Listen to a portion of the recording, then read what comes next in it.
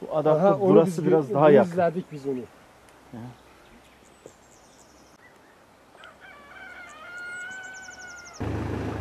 Son mu?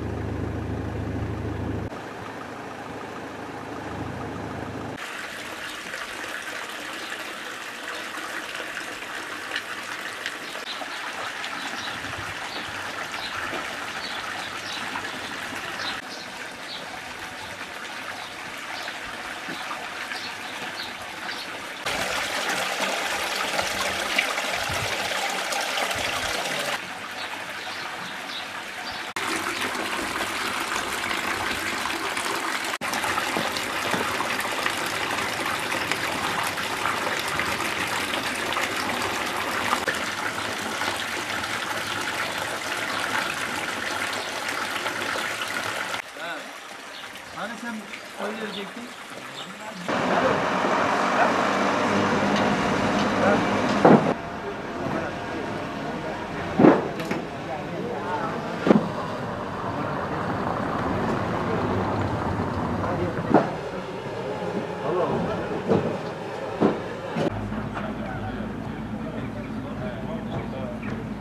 Adaklı Yeldeğirmeni Köyü muhtarıyım. İsmim Nurullah Ayılan. 2017 yılında bana %50 tarım destekli ahır projesi çıktı. Hak sahibi oldum. Projemizi çizdik. İnşaata başlarken teknik elemanlarımız gelip yer teslimi yaptılar bize. Tutanaklarımızı tuttuk. Mevcut tapumu sunmuştum. Tapumun üstüne geldiler. Bana inşaatı yapabilirsiniz dediler. İnşaata başladık. Aşama aşama 5-6 kez kontrole geldiler.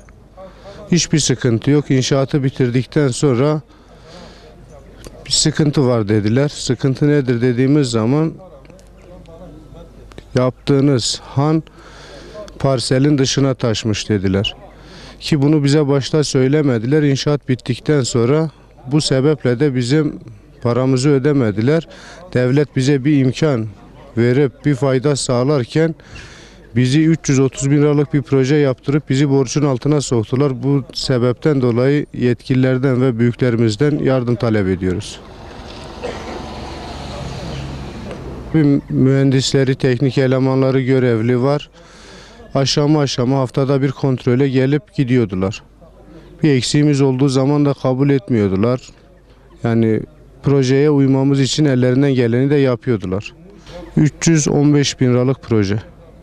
Yani yarı hibeli değil mi? %50 hibeli.